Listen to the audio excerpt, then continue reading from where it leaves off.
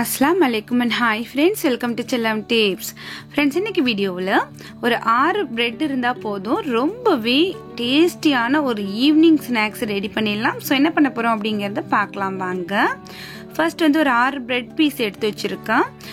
ஒரு தண்ணியில் அதை வந்து லைட்டாக இந்த மாதிரி டிப் பண்ணி அப்படியே பிழிஞ்சு எடுத்துருங்க. ஸோ ரொம்ப நேரம் ஊற வைக்க வேணாம். பிரெட்டை வந்து தண்ணியில் அப்படியே போட்டு நல்லா பிழிஞ்சு எடுத்துருங்க தண்ணி இல்லாமல். ஸோ இது எல்லாத்தையுமே எடுத்து ஒரு பவுல்குள்ளே வச்சுக்கலாம். ஸோ எல்லா பிரெட்டையுமே இந்த மாதிரி தண்ணிக்குள்ளே டிப் பண்ணி அப்படியே புழிஞ்சு எடுத்துருங்க. இப்போ எல்லா பிரெட்டுமே அதே மாதிரி செஞ்சாச்சு. எல்லாத்தையுமே இந்த மாதிரி நல்லா உதிர்த்து விட்டுடுங்க.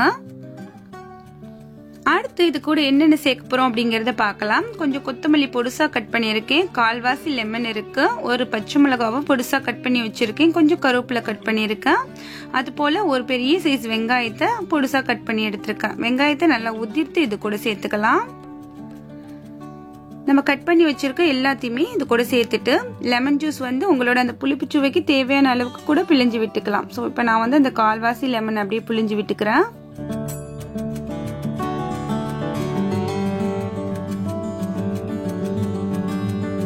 அடுத்தது பாத்தீங்கன்னா அரிசி மாவு இருக்கு இல்லையா, அது வந்துட்டு 2 ஸ்பூன் அளவுக்கு சேர்த்துக்கலாம். அரிசி மாவு இல்லை அப்படின்னாக்கா நீங்க வந்துட்டு மைதா மாவு கூட சேர்த்துக்கலாம். 2 ஸ்பூன் அளவுக்கு சேர்த்துக்கோங்க. அடுத்து இது கூட நான் வந்து கார்ன்ஃபிளவர் இருக்கு இல்லையா, அது வந்து 2 ஸ்பூன் அளவுக்கு சேர்த்துக்கிறேன்.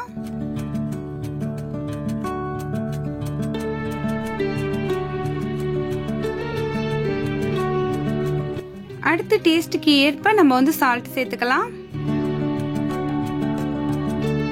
அடுத்து ஒரு 1/4 ஸ்பூன் அளவுக்கு மஞ்சள் தூள் சேர்த்துக்கலாம்.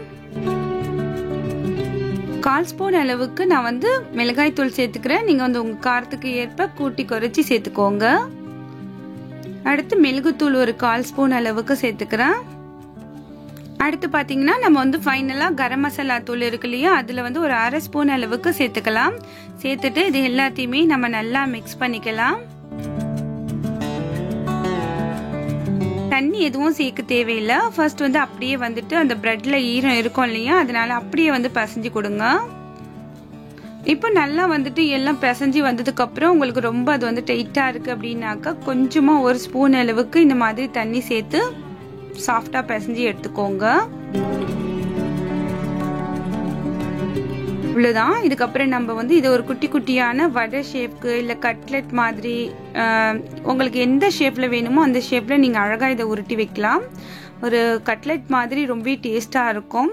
ஸோ கெஸ்ட் யாரும் திடீர்னு வீட்டுக்கு வந்துட்டாங்க அப்படின்னாக்கா வீட்டில் பிரெட் இருந்துச்சுன்னா இதை ட்ரை பண்ணி பாருங்க, ரொம்ப எம்மியா இருக்கும். ஸோ இது போல எல்லாத்தையுமே நம்ம வந்துட்டு உருட்டி வச்சுக்கலாம்.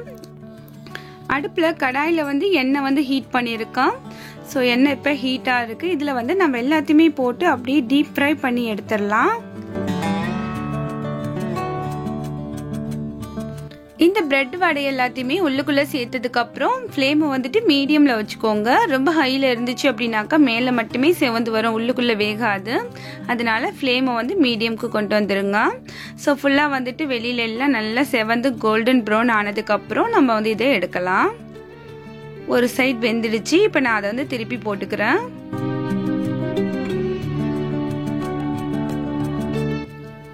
இப்போ பார்த்தீங்கன்னா நல்லா வந்துட்டு அந்த சலசலப்பு எல்லாமே அடங்கி பபிள்ஸ் எல்லாமே குறைஞ்சி வந்திருக்கு பாருங்க. இந்த மாதிரி வந்துருச்சுன்னா நமக்கு வந்து உள்ளுக்குள்ளே சேர்த்துருக்க வடை நல்லா வெந்துருச்சுன்னு அர்த்தம். இப்போ எண்ணெய் எல்லாமே நல்லா வடிச்சிட்டு நம்ம வடையெல்லாம் வெளில எடுத்துடலாம். வடையுமே நல்லா செவந்து வந்திருக்கு.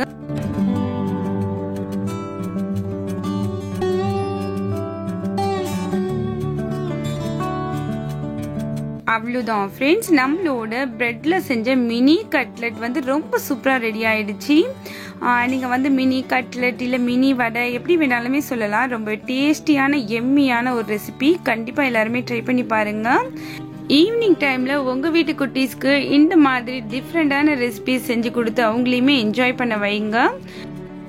இந்த ரெசிபியை நீங்களும் ட்ரை பண்ணி பார்த்துட்டு உங்களோட வேல்யூபிளான ஃபீட்பேக்கை மறக்காம வந்து கமெண்ட் செக்ஷனில் என்னோட தெரியப்படுத்துங்க.